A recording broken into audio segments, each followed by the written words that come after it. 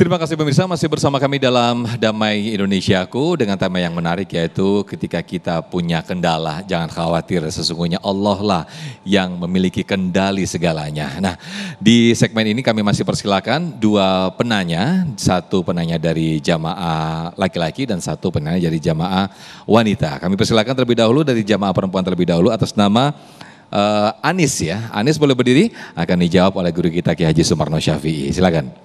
Oke. Ya, sudah nyala Anis. Oke, Assalamualaikum warahmatullahi wabarakatuh. Selamat siang Pak Ustadz, perkenalkan nama saya Anis Maron Hakim dari Bekasi. Izin bertanya, bagaimana kita menanamkan rasa tenang dalam diri bahwa Allah itu mengendalikan segalanya di tengah dunia yang serba tidak pasti dan penuh distraksi ini? Terima kasih. Baik, terima kasih. Pertanyaan menarik sekali. Bagaimana kita kembali menanamkan keyakinan kita kepada Allah Subhanahu wa taala bahwa segala sesuatunya Allah yang punya kendali ini. Kiai Sumarno.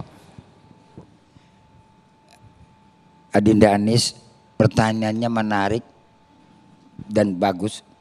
Bagaimana kita yakini bahwa Allah itu betul-betul memiliki kendali dalam hidup kita. Tidak semua orang beriman itu punya kontras yang semacam itu. Kalau kita lihat dalam Al-Quran saat Al-Baqarah, Allah bagi ada 3 sifat. Dari ayat 1 sampai ayat 22, ada kategori orang yang bertakwa, ada kategori orang yang munafik, ada kategori lagi orang yang kafir. Kalau orang yang munafik, yukhadi'unallaha walladzina amanu wa ma yakhda'una ila anfusahum wa ma yas'urun.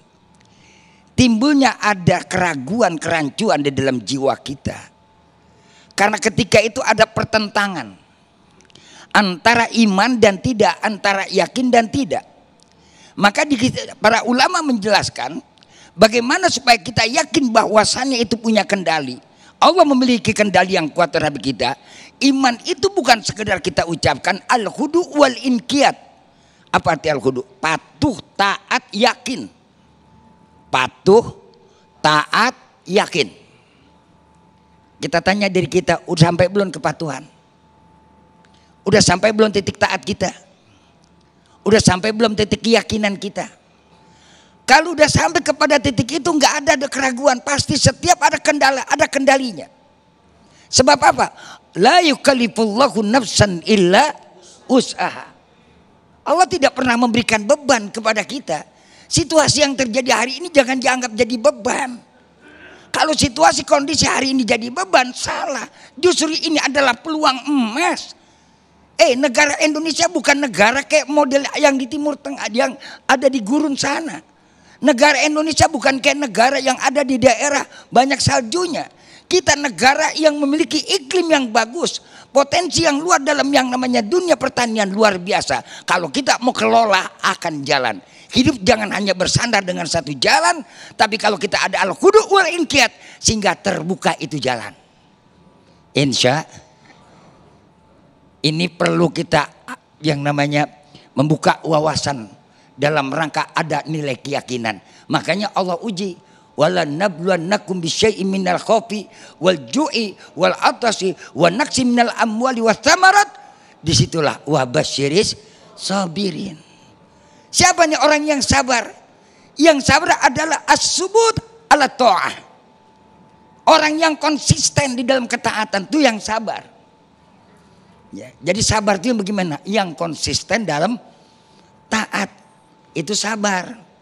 Kadang-kadang kita mau dibilang sabar, tapi taat lagi bener-bener ikut ngaji begini. Ntar besok geblek lagi. Ya. Ini hari Sabtu ngaji, ntar malam Minggu joget lagi kita. Ya kalau gado-gado enak kita makan. Betul, ada campur-campurannya. Sadar, makanya kita hidup juga tahu diri. Burung bango aja kagak mau berteman sama burung gereja. Nah kita mau berteman yang kagak-kagak. Sadar, kita pilih teman kita yang sesuai sama kita biar subut ala to'ah. Bisa jadi sabar. Bagaimana kita mau sabar menghadapi situasi kayak macam begini? Terhantui dengan rasa ketakutan, terhantui dengan rasa kebingungan, terhantui dengan rasa kemiskinan. Anda di PHK di pekerjaan, masih ada pekerjaan yang lain. Asal kita punya subut ala to'ah, Allah akan berikan jalan. Orang yang namanya rugi dalam usaha, lihat petani. Petani nggak selamanya mereka berhasil dalam yang namanya mengolah pertanian. Tapi satu saat dia mengalami kerugian. Tapi nggak pernah putus asa, nggak pernah frustasi, nggak ada petani minum baygon. Karena gara-gara cuman yang namanya ladangnya puso. Dimakan daripada oleh hama. Tapi keherannya anak remaja baru putus pacar, putus cinta.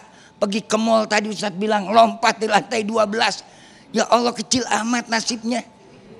Ya Allah kayak perempuan gak ada atulah, gak ada di dunia dia doang. Kayak laki-laki cuman dia doang. Itu zamannya Romi dan Juli, Kais dan Laila. Now zaman sekarang zaman terbuka. Anda mau cari cowok yang ganteng hari ini banyak. Anda mau cari cewek yang cakep banyak.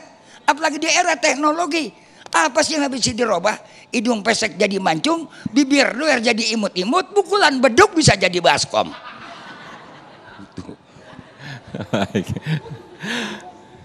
Paham Bu? Paham. Jadi apa?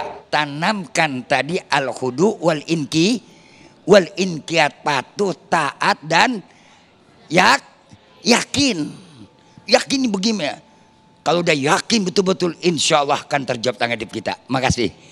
Amin ya rabbal alamin. Terima kasih Kiai Sumarno Syafi'i atas jawabannya. Berikutnya kami persilakan Pak Samsul untuk mengajukan pertanyaan dan akan dijawab oleh guru kita Ustadz Yusya Hakam. Silakan Pak Samsul. Baik, terima kasih. Assalamualaikum warahmatullahi wabarakatuh.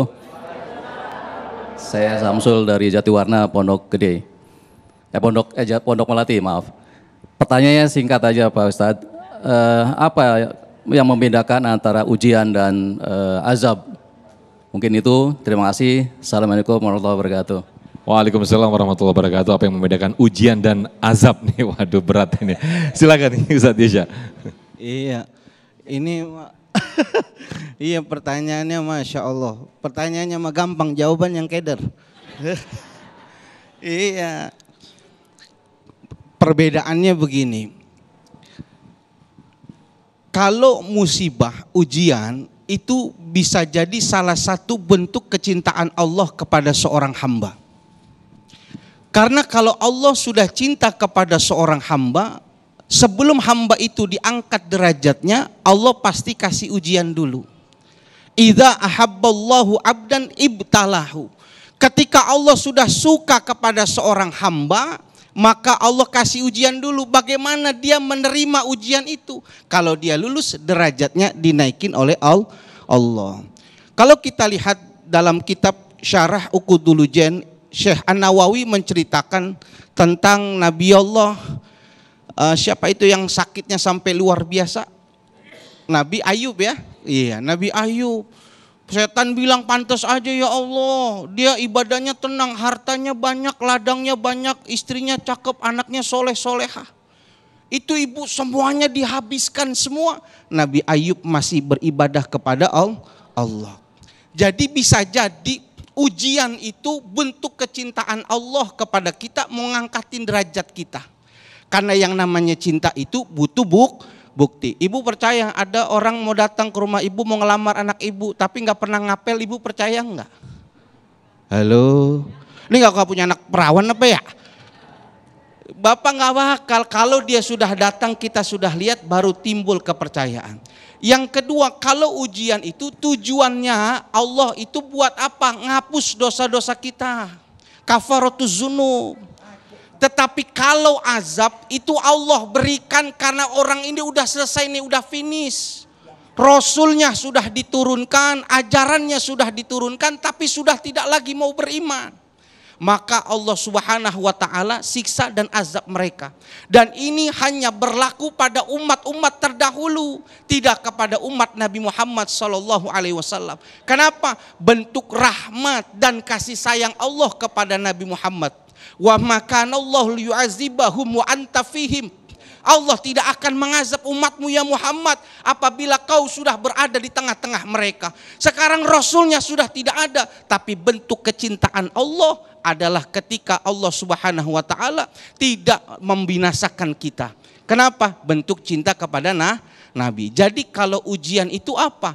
Ujian itu untuk menaikkan derajat kita kepada Allah dan untuk menghapuskan dosa-dosa kita. Kalau azab mudah-mudahan enggak dah kita dah. Kenapa? Itu bentuk siksaan terakhir Allah yang diberikan kepada umat-umat dahulu. Wallahu alam bishawab. Baik, Masya Allah, terima kasih Ustadz Yusya Hakam atas jawaban yang sangat luar biasa sekali ini. Dan di segmen berikut pemirsa, ada segmen Ulama Menjawab, di mana kami akan bacakan pertanyaan yang sudah masuk lewat Instagram kami, @damaiindonesiaku_tv1, berkaitan dengan tema kita, yaitu kita punya kendala, Allah punya kendali. Nanti akan dijawab oleh guru-guru kita. Tetap bersama kami dalam Damai Indonesiaku.